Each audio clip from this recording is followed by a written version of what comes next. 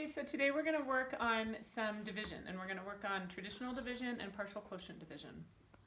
So we'll start with, how about 642 divided by 5.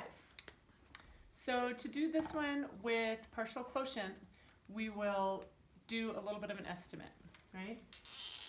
So I know that 5 times 100 is 500. So I could do 5 times 100 is 500. And when I subtract that, I have 142 left. So I can look at that and I say, well, 5 times 10 is 50.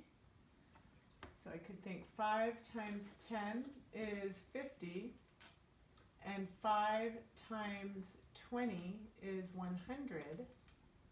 And if I did 5 times 30, that would be 150, and that would be too much. So we're going to go with 5 times 20. So 5 times 20 is 100, and I subtract it, and I get 42 left. And then, because I know all my math facts, I know that 5 times 8 is 40. So 5 times 8 is 40, and when I subtract, I only have 2 left. So my answer is 128, remainder 2. Remainder 2. Okay. I can do that same problem with traditional division. So I'll go over on the side here. And if I did 642 divided by 5, the way I tell my kids is just hide everything else and just start with that first digit. 5 times 1 is 5. And when I subtract it, I have 1 left. And then I move that over and I drop my next digit down.